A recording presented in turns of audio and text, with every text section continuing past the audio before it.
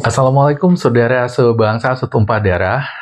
Bertemu kembali dengan saya di sini.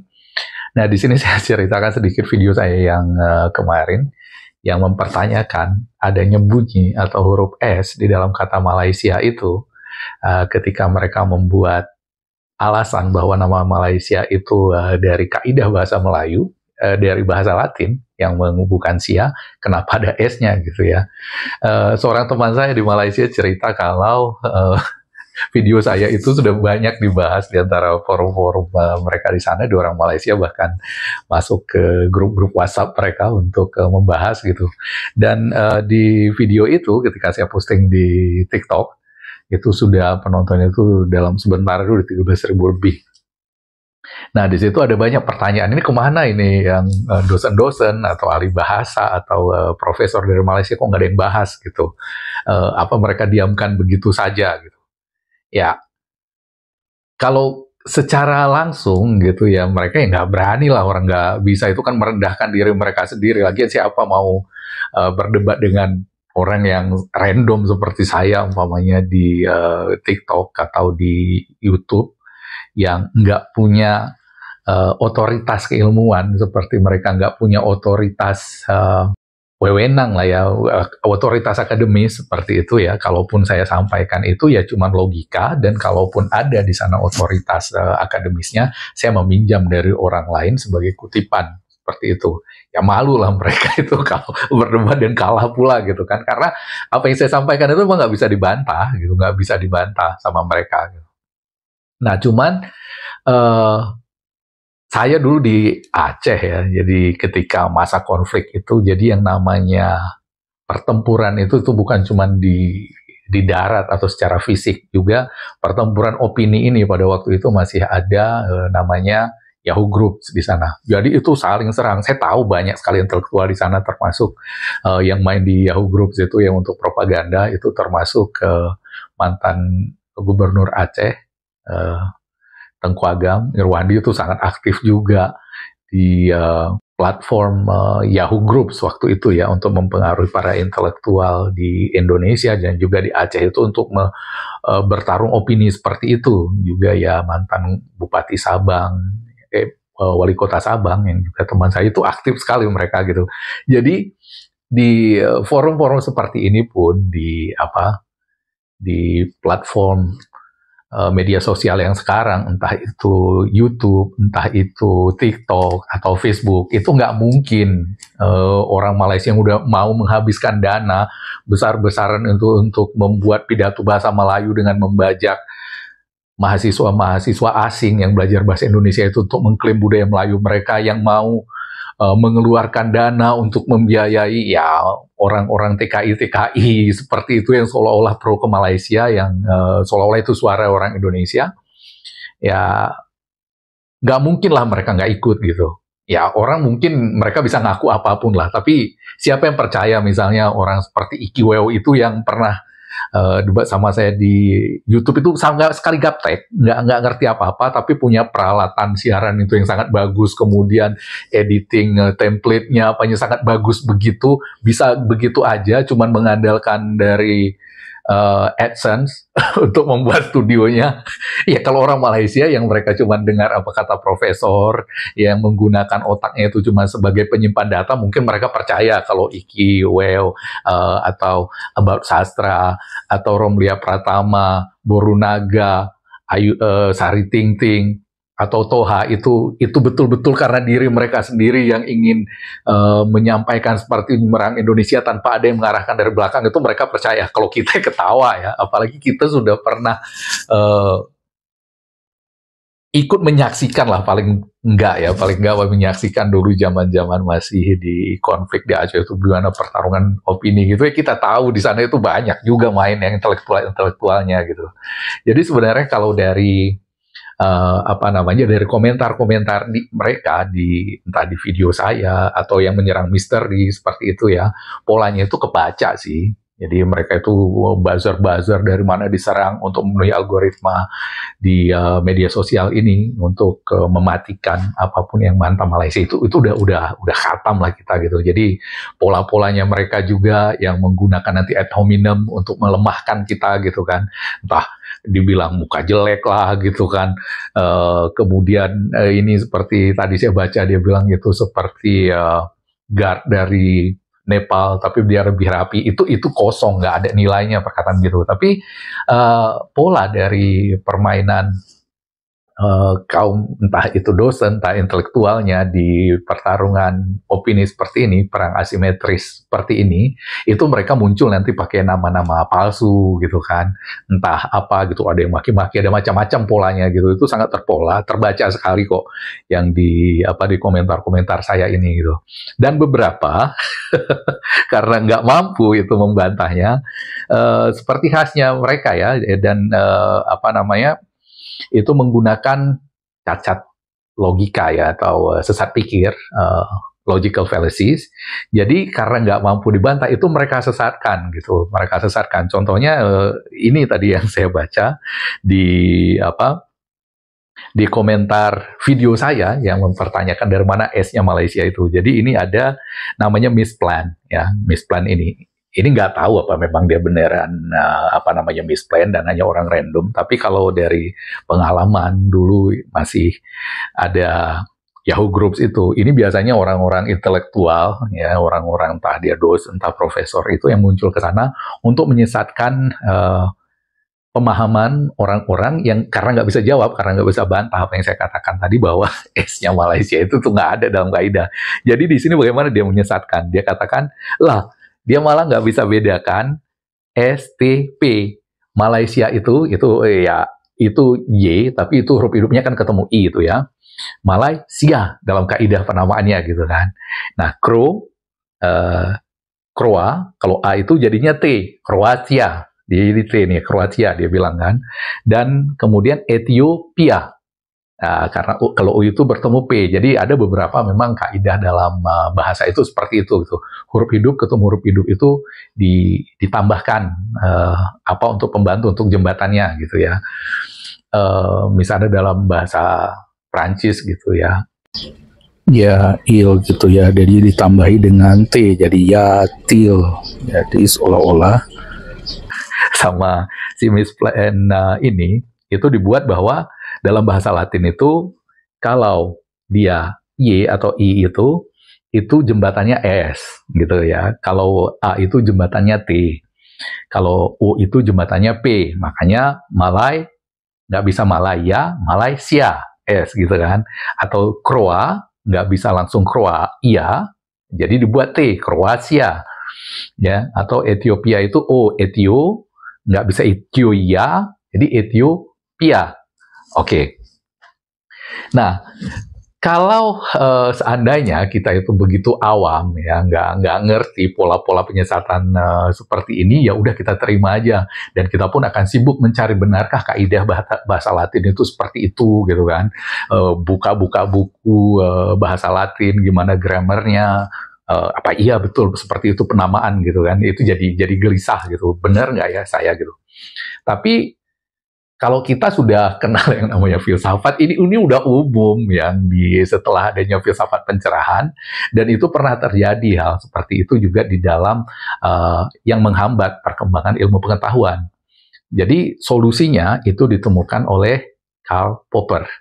Nama lengkapnya Karl Raimund Popper.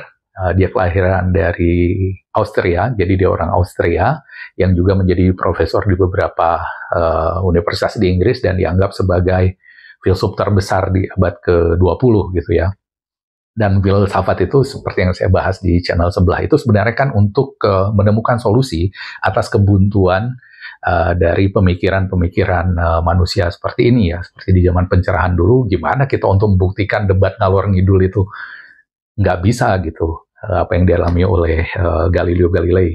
Jadi akhirnya Immanuel Kant mengatakan gitu ya, pemecahan itu tanggapan panca indera, dan dari situlah munculnya istilah kemudian scientific, ilmiah itu harus bisa diputuskan dengan panca indera gitu. Kalau yang cuman teori, cuman logika, ya, critical pure reason, katanya itu nggak bisa dibuktikan. Buat apa, itu abaikan aja, yang bisa kita buktikan aja. Nah, kemudian muncul seperti itu. Kalau bisa dibuktikan dengan panca indera, harus diverifikasi tadi. Kadang-kadang nggak bisa ditemukan, umpamanya seperti penamaan ini tadi gitu ya. Kalau kita cari kemana yang penamaan yang sama negara dengan Mali, itu kemana nyarinya? Apa betul itu ditambah sia? Nggak ada, Malaysia sendiri. Atau dengan U itu menjadi tambah P, jadi Ethiopia. Kalau A itu menjadi T, Kroasia gitu.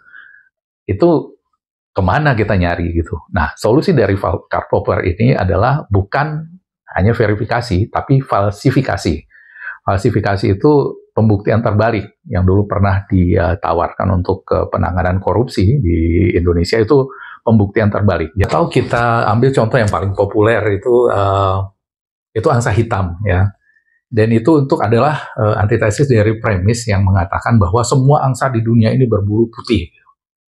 Jadi kalau model verifikasi klasik itu akan dicari semua angsa di dunia ini. Nggak mungkin kita menemukan seluruh angsa di dunia ini kan. Jadi bagaimana untuk membuktikan pernyataan itu benar atau salahnya?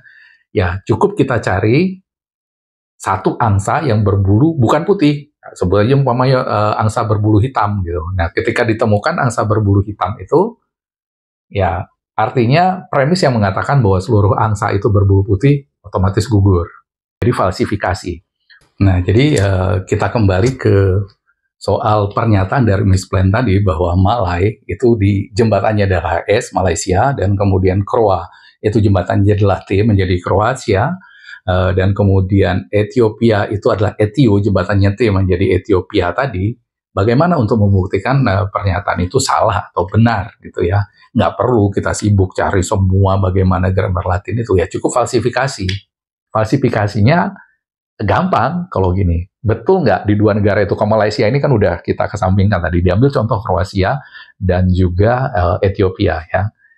Benar nggak gitu bahwa asal nama Kroasia itu adalah Kroa ditambah T menjadi Ia? Apakah mereka itu adalah bangsa Kroa, tanahnya bangsa Kroa yang ditambahin T? Nah, dari situ aja kita nyarinya. Ya itu gampang ya. Kita lihat di sini, yang paling gampang itu tinggal kita lihat Wikipedia gitu kan. Di Wikipedia ini dikatakan the Croats, bukan the Croa, bukan the Croats gitu. Jadi the Croats, jadi ada T-nya di sana, jadi tinggal tambahin iya ya, Croat atau Horvati, katanya dari situ kata namanya, atau Horvati in archaic version, jadi ada T-nya tetap.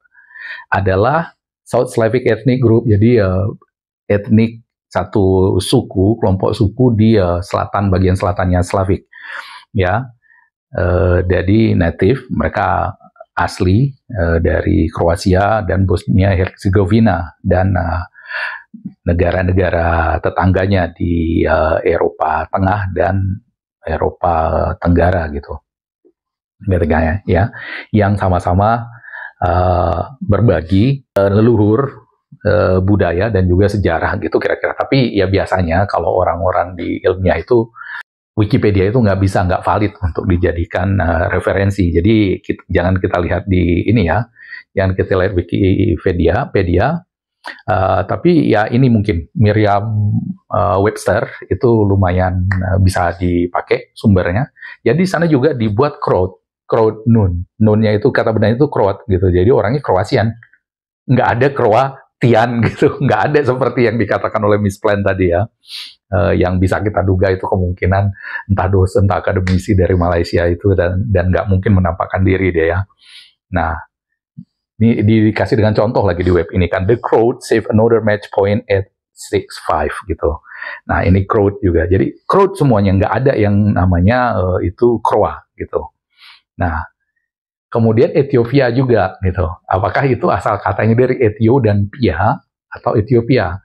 Kalau kita Ethiopia ini agak bisa lah dia untuk disesatkan sedikit, karena biasanya mereka bukan menyebut diri Etiop, jadi Etio apa gitu kan, sama seperti Indonesia bukan Indon tapi Indo apa gitu. Jadi umpamanya Etio elektrik, umpamanya untuk listriknya kan, Etio ini gitu menyebut Etiopianya. Jadi seolah-olah nama Ethiopia itu memang benar dikatakan Miss Plan tadi bahwa itu adalah Ethiopia itu dari kata Etio ditambahkan Pia. Oke. Jadi P itu sebagai jembatan gitu. Tetapi kalau kita baca lagi namanya sumber-sumber dari mana asalnya nama Ethiopia itu, contohnya di sini nih, ya. Di sini di satu berita gini, How Ethiopia Came to Have Its Name. Nah, di sini ada artikelnya. Jadi bagaimana orang Ethiopia itu mendapatkan namanya. Dan di sini dijelaskan kan. Jadi ya, Ethiopia juga secara sejarah disebut Abyssinia, berasal dari kata Arab dan Ethio-Semitik, jadinya menjadi Habesha gitu. Ethiopia kenapa Abyssinia, dan orang Turki menyebutnya Habesistan, ya. Ethiopia itu Habesistan disebut. Nah, di bahasa Inggrisnya Ethiopia itu diduga berasal dari kata Yunani yang berkata Ethiopia, Aethiops, ya. Itu berasal dari kata Yunani yang berarti wajah yang terbakar gitu, wajah yang terbakar gitu. Nah, itu satu sumber gitu kan. Kemudian di sini ada lagi yang mengatakan bahwa nama ini berasal dari Sub-Saharan Afrika pada abad keempat, dari kerajaan Aksum. Nah, jadi di sini kita lihat bagaimana dikatakan bahwa kita tahu bahwa Ethiopia itu yang sangat kritis adalah dari nama Yunani Aethiops. Aethiops di sini katakan ya.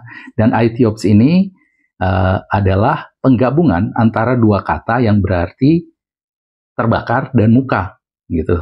Nah, Ethiopia artinya adalah tanah atau the land of burnt face, tanah dari orang-orang yang muka terbakar, seperti itu. Atau bisa dikatakan sebagai tanah dari orang-orang hitam, gitu.